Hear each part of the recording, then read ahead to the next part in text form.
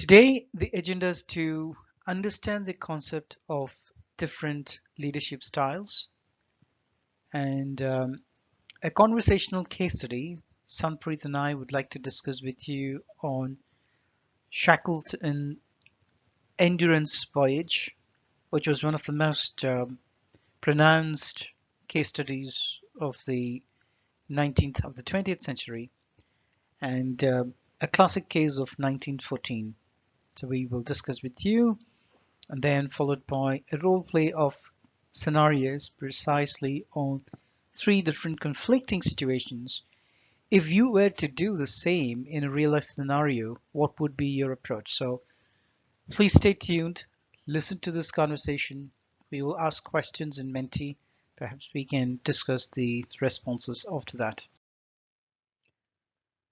I just want to pause here for a few seconds so that it sinks in your mind on understanding and applying leadership styles, on different leaders who have been absolutely transformational, democratic leadership, which were autocratic, authoritative.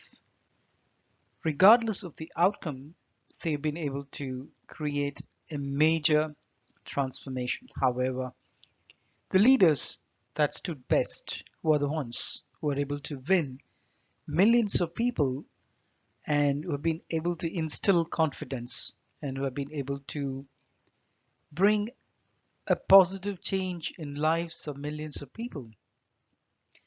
We will walk you through each of these leadership styles and with a simple scenario which we are going to role play, we will discuss these leadership styles and how do we apply in a real life situation. Here we go. Different leadership styles. We have color coded on which one is the most preferred and how would you use a degree, a certain percentage of each of these leadership style in a real life situation. So also we have pictures of famous personalities, great leaders who have been instrumental in transforming a society, a civilization, or perhaps a huge impact in one of the field of specialization in business, in economics, in finance, or in military, so anything. So if we talk about it predominantly, the legacy leadership styles so far has always been autocratic, authoritative leadership style.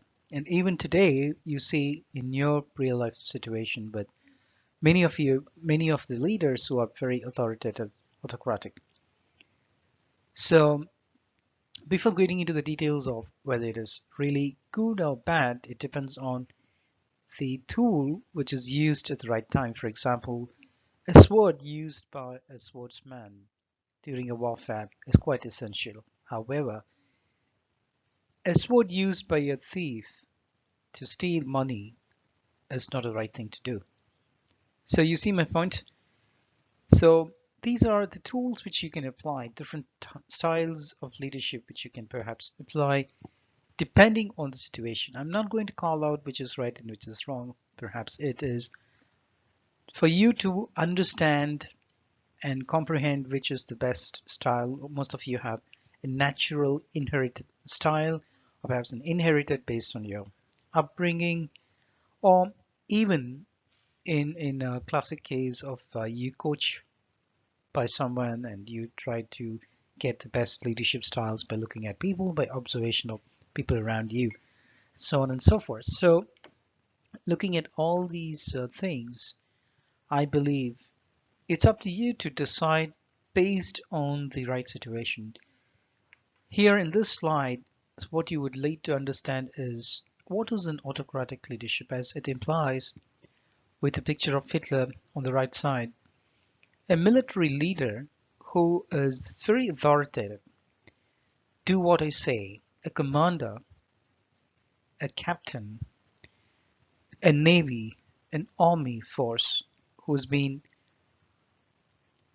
led by a great leader, a dominant leader with this dominant personality is perhaps a classic example of how the autocratic leadership or authoritative style of leadership works. In a corporate environment, you might have observed leaders who just to want they expect us to for everybody to follow the leader, the boss.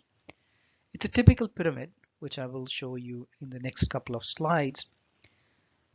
The pyramid is always about the boss, one man who leads for a particular goal. Maybe it's a desire for himself or for a broader cause, depends on what he wanted to achieve, but it is centric to his vision of his own self. And if you look at the next leadership style of transactional, it's more synonymous. The first picture which came to my mind was vividly none other than Microsoft's founder, Bill Gates. Even today, if you look at Bill, he's so glued to his computer, of course, his personal computer, and he keeps looking at every single task which he plans meticulously and transaction by transaction from the top of his the leadership till the developer. He understands what is happening in the team and what is the latest release of Windows software even today, and what was the latest security patch which was released by Windows, and Bill has it in precision. A transactional leadership, as it implies, is very task oriented, very detail oriented indeed, and they draft the plan and they expect the team to follow them. So on the contrary, if you see the servant leadership, which is color coded in green, is perhaps one of the most fascinating leadership styles of modern times, which is the foundational practices of agile practices as well. What it implies is that a servant leader, as you see the picture of Mother Teresa, a most lovable person, a most emotionally intelligent person, was able to serve the people. She lived for the people, for the poorest of the poor, for the really children in the orphanage who were orphans. So she went into the deepest parts of India to support millions of children who were orphans. So in a business context, a servant leadership is by virtue of adopting the best practices of leadership, not necessarily by the best practices. It's more of heart-centric decision making. For example, more of an emotional intelligence, more of a stable decisions for the people, by the people. And as a servant leader, it should be synonymous to the people leadership for the people. So when I show you the pyramid which shows I versus the people comes first into their minds, which also includes the customers, who do you work with, the people in your team, your company, the organization, the society, the communities, to empower the communities positively, to support, and so on and so forth. As we are going through the unprecedented situation, there are several servant leaders who are serving the society today, as you see around some of the most renowned doctors on the ground providing leadership to support thousands of people from the COVID crisis. So this is one example which comes to your mind is perhaps Nelson Mandela, who tirelessly worked for the freedom of his country, more than 20 years imprisoned, and worked for the rights of his countrymen, and came out and served the country for the country, and he lived his whole life for the people of South Africa. So these are all great leaderships, transformational by nature, and they do not command respect when you compare it with the autocratic. It's more of the respect comes from within. People respect it. Mahatma Gandhi, for example, people do respect by virtue of you with your attitude, honesty, integrity, and empathy for people. You understand people first than anything else, like what we do at Shell with health and safety as a primary concern than anything else in the world. So I think these are the best practices. Agile leadership is foundational practices is based on servant leadership where you support each other. When I think about this, when I was reflecting on the servant leadership, one thing vividly came to my mind was Abraham Lincoln.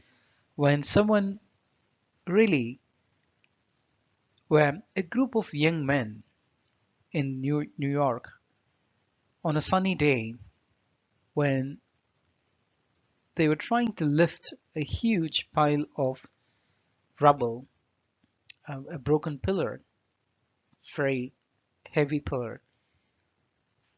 Three of them were trying to move this across and they couldn't do it.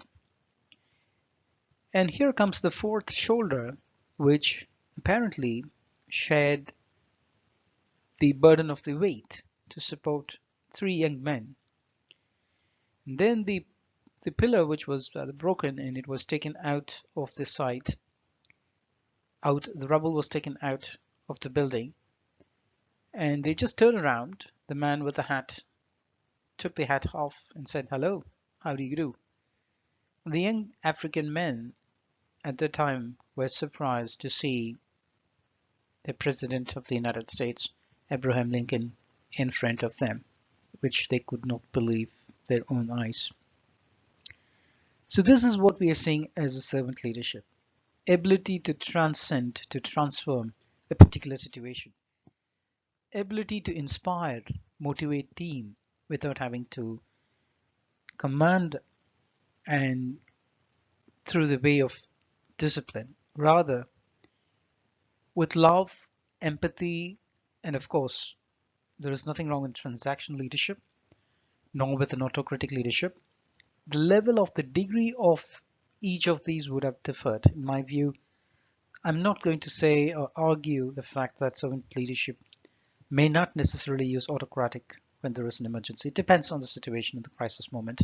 However, servant leadership predominantly pivots people ahead of anything else. Moving on to the transformational leadership.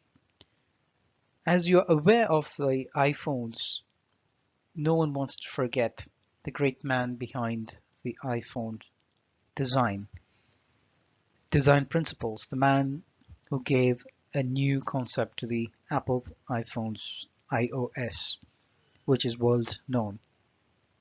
Steve Jobs is a great example, a terrific example. I personally liked the last dialogue which he delivered, his speech which he delivered in front of the university in the United States, one of the famous college in the US, where he was speaking his heart out in terms of the leadership abilities and what you should look for, your attitude, your ability to change, design thinking, design principles, teamwork, and your ability to inspire others with a smile and with an innovation.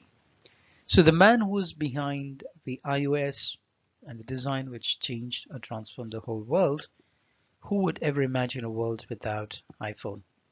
As a matter of fact, my 10 years old son says, was there a world without iOS and iPhones? So this was the kind of transformation which Steve was able to bring about with his hard work, dedication, and he was leading by example.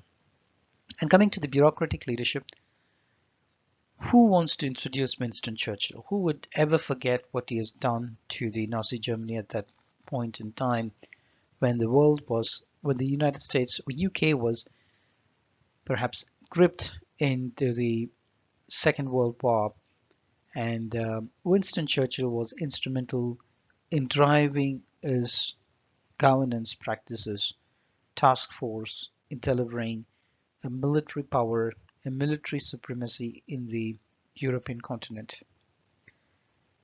So Yep, that's the kind of bureaucratic. It does not mean that bureaucracy is wrong. What it also implies is that the degree of utilization of this particular leadership. And bureaucracy is basically, in a corporate environment, the one who is very meticulous in doing things exactly book by book, very transparent, taking the principles, laying the foundation stone, and just staying with it throughout the leadership style. Of course, this type of leadership style, in my view, is very common in any emergency evacuation procedures in service industries, in production outages. What you got to know is the procedure and the strict implementation of these procedures and the health and safety procedures, protocols which you need to adhere to hospitals, hospital management leaders to follow a bureaucratic leadership style. And the democratic is more of the people side again. These are transformation leaders, democratic, and of course, servant leadership adapts all of these best practices, and the degree of utilization is very common in the servant leadership, which is a combination of other leaders' best practices. And Mahatma Gandhi was instrumental in the freedom of India. With a significantly transformational change which he was able to bring it to the country, was able to influence the community, the people of India, and not by any force, with no gun or abusive words. He was more of the people for the people and by the people in a democratic process. He was accepted as one of the best leader in the world in the Satyagraha in a non-violent practices. So people who may not know in India, perhaps most of the Indians are not even aware, Mahatma Gandhi was educated in London as a barrister and returned back to India and he started his own Satyagraha movement. He was able to transform the country and he was a democratic leader. Laissez-faire leadership is basically the opposite of autocratic leadership. The least authoritative style, the least percentage of authoritative. Perhaps I would say it's on the extreme end, other end of the leadership style, opposite to the autocratic leadership style, which is quite interesting. Like Warren Buffett. Warren Buffett was extremely intelligent, very capable leader, very soft-spoken. Um, you know, he was like he trusted his companies wherever he invested in Berkshire.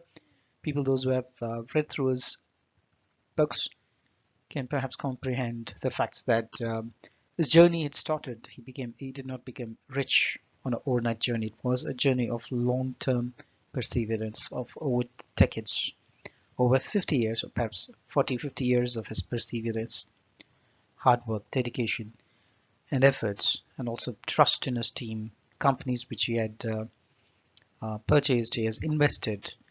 It was quite an exciting journey of this kind of leadership where you trust the team regardless of the experience of the team. Maybe it might be a flip side, that's a different story. But the best part is the trust. You completely believe them to get the things done as per the requirement. So in summary, the message here is to understand each of these leadership styles. It varies in different degrees, how they utilize based on the situations. Now let's move on to the realistic case studies and some of the role plays which would explicitly help you understand and apply these leadership styles. So let's slide.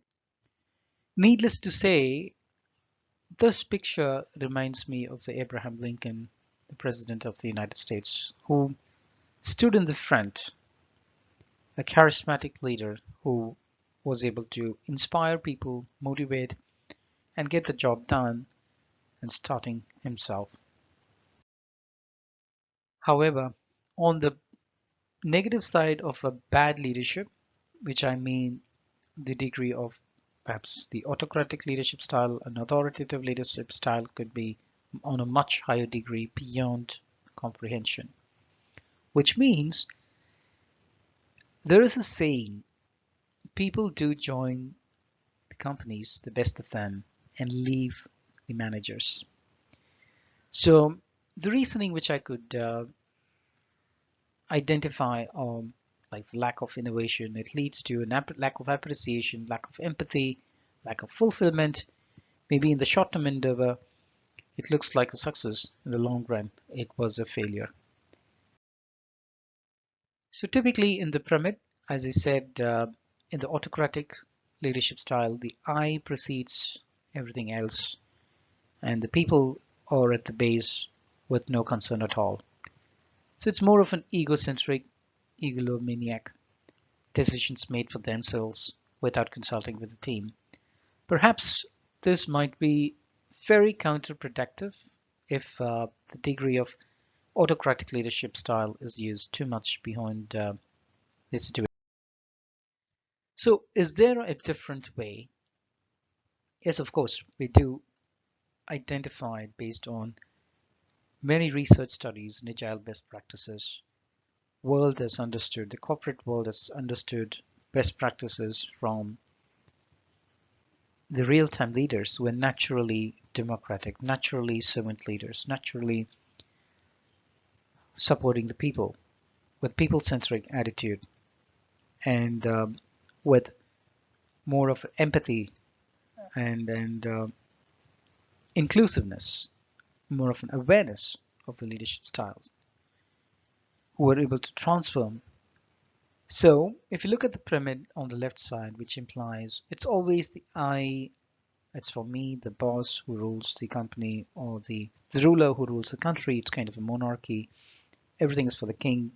The other leaders support him. And the people are the ones who are considered to be the lowest rung of the ladder, who are completely forgotten, ignored, and they are used to get things done, which is one of the most arrogant type of leadership in my view.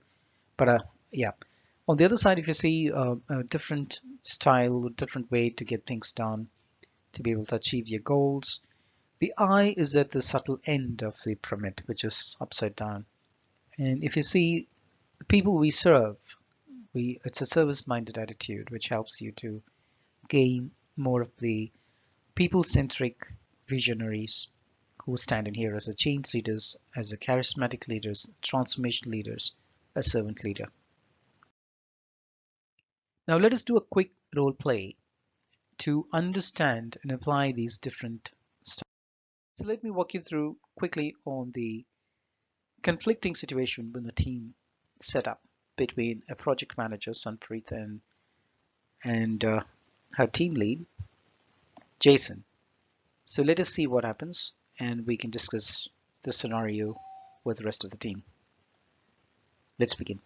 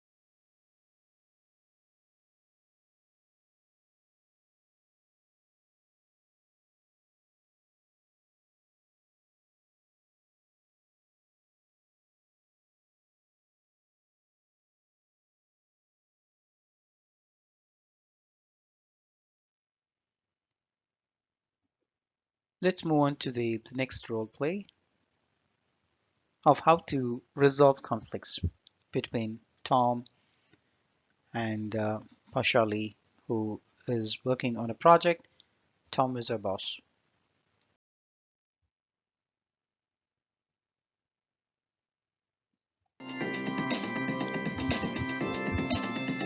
Hi, Pashali. I'm fine, thank you. It's going fine. How are you actually? Actually, work never stops. It's work from home, however, I'm working most of the time. Well, I don't think you should spend your time on trivial things. What do you mean? Maybe you're not managing your time properly. I believe you need to be a little more organized. Tom, you know it. It's unreasonable deadlines that you agreed in the steerco meeting last week. Well, in that case, why didn't you stop me? While I was committing to this Tierko, you were there pretty much. Well, Tom, I thought you would discuss with me first. I am the project manager and I have the ability to make decisions. You didn't consult with your team architects. Well, I know the solution myself. Then why don't you do it all by yourself? Well, I wanted to purposely challenge the team and encourage them. Haha, that's a good story. We have few backlogs already, and this one won't take us any far. Do you agree to deliver as per the commitment? Yes or no? No, I didn't. Well, listen, Pashali, I can offer you some advice. Why don't we reach out to the NL team for suggestions? We have senior architects, advisors who have done this kind of a work. Why don't we get some heads up and understand their strategy to do it a lot faster? I did it already, Tom. None of them believe it is reasonable. Then I think it's more challenging that we can demonstrate, purposely challenge our team, isn't it? Team is already stressed out and we do not want to feel like a failure. Well, I do not agree, Pashali. This is not a better task management at the moment. This is not going anywhere. Bye. Really stressed out. Hold on, hang in there. This is not the way. Let's talk about it. Let's spend some more time.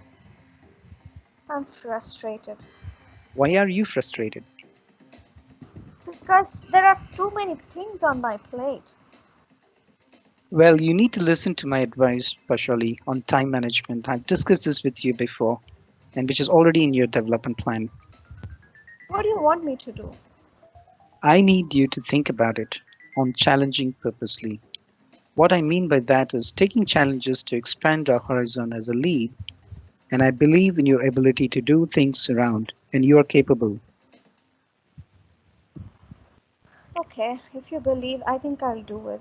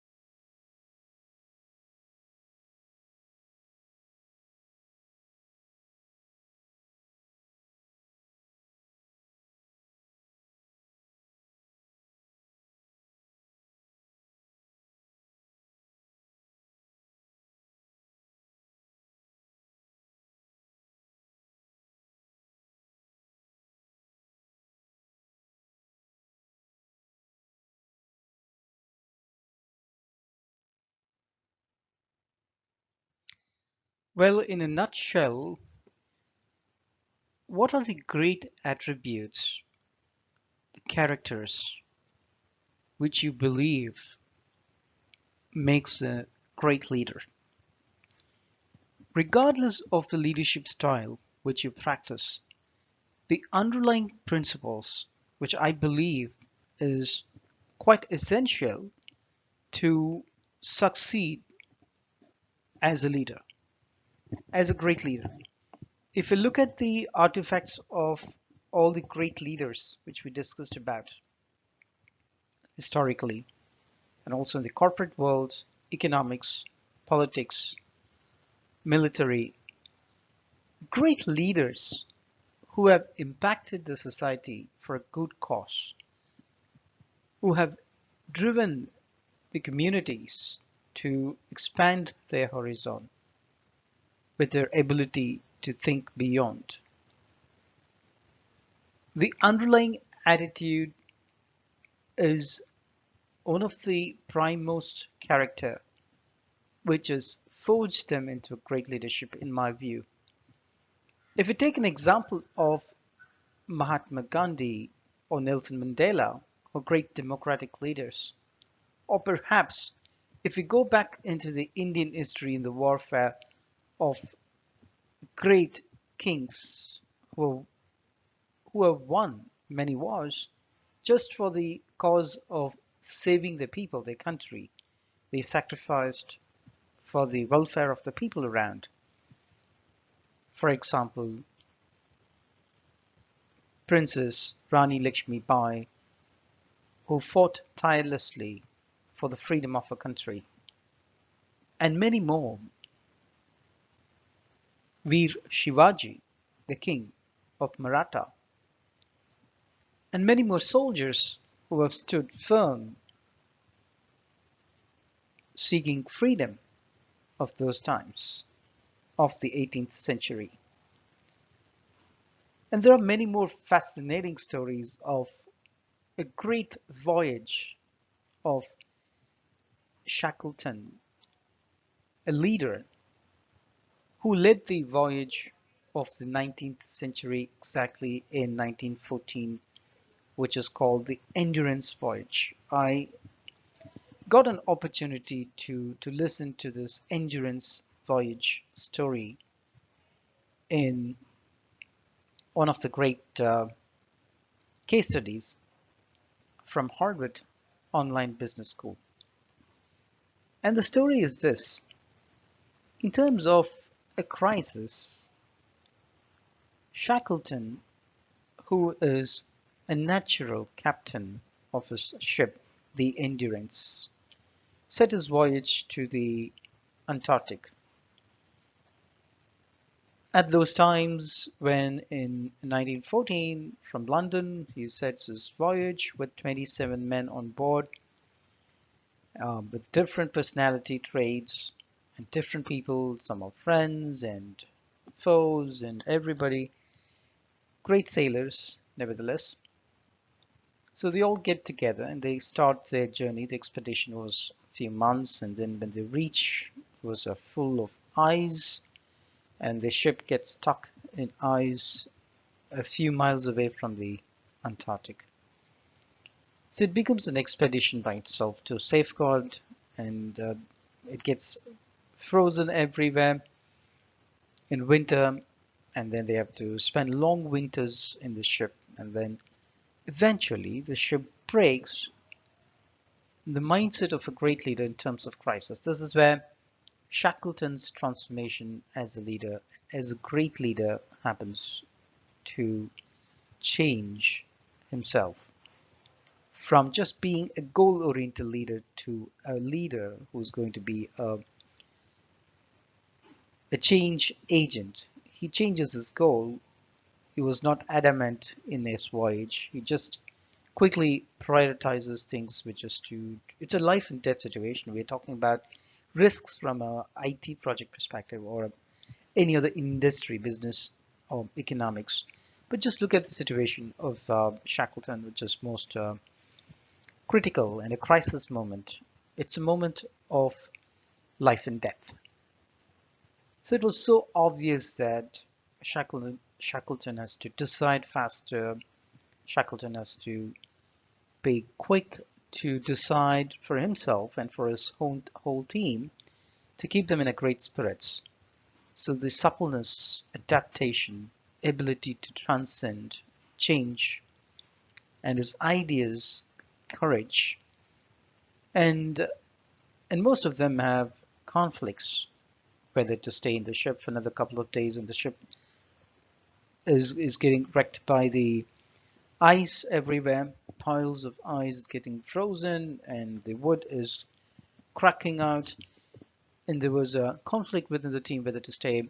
So he just followed in the pursuit of saving everyone, and he did a plan in his mind, and he worked towards a plan to keep the team intact, to keep the team in great spirits, in a good spirit.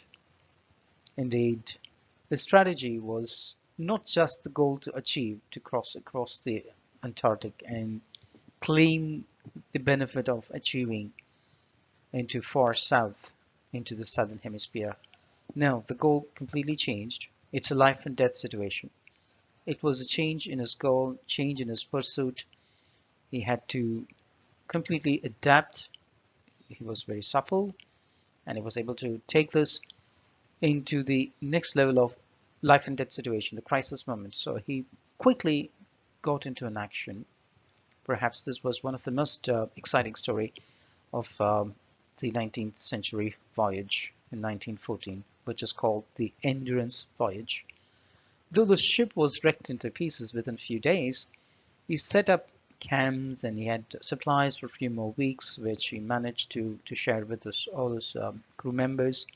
He tried to survive, keep them engaged in games and team activities. He used his authority to challenge them purposely, to get everybody on board, work with him, and play with him in games. He himself led on the ice games, ice routines in the evenings to keep them awake, alert. With every passing day, the hopes were fading away to keep them in high spirits, and hope was a challenge.